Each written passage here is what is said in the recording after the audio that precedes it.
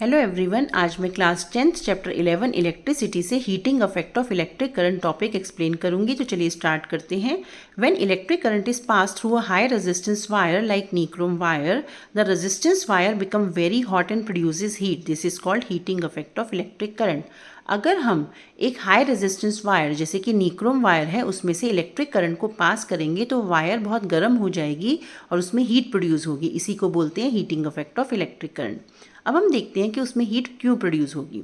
Suppose ये एक नीक्रोम wire है जिसका रेजिस्टेंस है R और इसमें हम एक इलेक्ट्रिक सर्किट में कनेक्ट करते हैं और जिसमें हम एक बैटरी अप्लाई करते हैं जिसका वोल्टेज है V। जब हम इसमें बैटरी अप्लाई करेंगे तो इस सर्किट में करंट फ्लो होना शुरू हो जाएगा और करंट का फ्लो होता है इलेक्ट्रॉन्स का फ्लो। जब इलेक्ट्रॉन्स इस रेजिस्टेंस वायर में एंटर करेंगे तो उनका जो फ्लो है वो रेजिस्ट होगा। और वो क्यों रेजिस्ट होगा? क्योंकि नीक्रोम वायर का रेजिस्टेंस बहुत ज़्यादा है। अब उन इलेक्ट्रॉन्स को इस वायर को पास करने के लिए कुछ वर्क डन करना पड़ेगा और जो वो वर्क डन करेंगे उससे कुछ एनर्जी स्पेंड होगी और वही एनर्जी जो है वो हीट में कन्वर्ट हो जाएगी। इसीलिए जिस वायर का रेजिस्टेंस जितना ज़्यादा होगा उस वायर में उतनी ज़्यादा हीट प्रोड्यूस होगी। अब हम मान लेते हैं कि इस रजिस्टर में से जो करंट फ्लो हो रहा है वो I है और इस रजिस्टर के क्रॉस जो पोटेंशियल डिफरेंस है वो V है। Hence work done in moving the charge Q through a potential difference V is VQ। हमें पता है कि जो पोटेंशियल डिफरेंस होता है उसका फॉर्मूला होता है W अपॉन में Q। यहाँ से हम वर्क डन निकाल लेंगे V इंटू Q और हमें ये भी पता है जो करंट है वो Q अपॉन T के बराबर होता है। यहाँ से हम Q निकाल लेंगे जो होगा I into T। According to Ohm's law हमें पता है कि V जो है वो I इंटू R के बराबर होता है। अब ये W में V और Q की हम वैल्यू पुट कर देंगे। V की जगह पे हम पुट करेंगे I इंटू R और Q की जगह पे पुट करेंगे हम I इंटू T। यहाँ से जो वर्क डन हो जाएगा वो I square R into T हो जाएगा। और हमें पता है जो वर्क डन होता है इलेक्ट्रॉन्स का वो इक्वल होता है हीट प्रोड्यूस, मतलब इलेक्ट्रॉन्स जितना वर्क डन करेंगे उतनी हीट प्रोड्यूस होगी। तो यहाँ पे हम W की जगह पे H लिख सकते हैं। तो heat produced in a resistor is directly proportional to I square R into T. This is known as Joule's law of heating. अब मैं आपको बताऊंगी कि Joule's law of heating क्या होता है। Joule's law of heating states that if current I flows through a wire of resistance R for time t, then heat produced in a wire is directly proportional to square of current, resistance of the wire and time for which current is passed.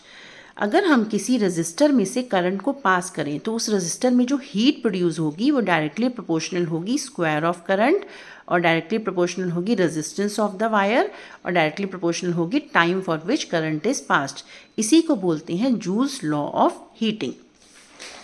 अब मैं आपको बताऊंगी कि what are the practical applications of heating effect of electric current, मतलब हम ये heating effect of electric current को अपनी डेली लाइफ में कहाँ पे यूज़ करते हैं। तो सबसे पहला है the heating effect of electric current is utilised in the working of electrical appliances like electric iron, electric kettle, electric toaster, electric oven, room heaters, geysers. हमारे घर में जितने भी इलेक्ट्रिकल अप्लायंसेस होते हैं जो हीट प्रोड्यूस करते हैं उन सब में heating effect of electric current ही यूटिलाइज होता है। सेकेंड है the heating effect of electric current is utilised in electric bulb for producing light. A strong metal tungsten is used for making the filament of electric bulb because it has a very high melting point of 3380 degree Celsius. जो हम लोग अपने घर में bulb use करते हैं उसमें जो फिलामेंट होता है वो मेटल टंगस्टन का बना होता है जिसका मेल्टिंग पॉइंट बहुत हाई होता है जो होता है 3380 degree Celsius. When electric current is passed through a very thin high resistance tungsten filament of an electric bulb, the filament becomes white hot and emits light. जब हम इलेक्ट्रिक करंट को पास करते हैं तो जो थिन वायर होती है tungsten की उसका रेजिस्टेंस बहुत ज़्यादा होता है, उसमें से जब इलेक्ट्रिक करंट पास होता है तो वो वायर वाइट हॉट हो जाती है जिसकी वजह से वो लाइट को एमिट करती है।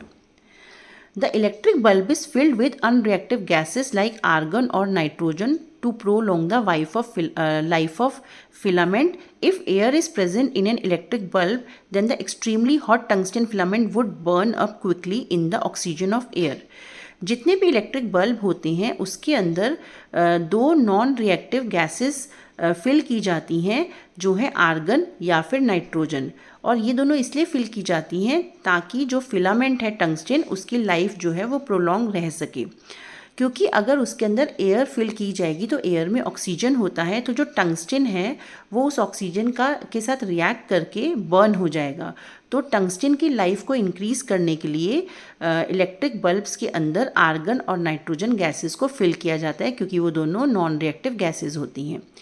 थर्ड है the heating effect of electric current is utilised in electric fuse for protecting household wiring and electrical appliances. A fuse is a short length of piece of wire made of a metal or an alloy of appropriate melting point, for example aluminium, copper, iron, etc.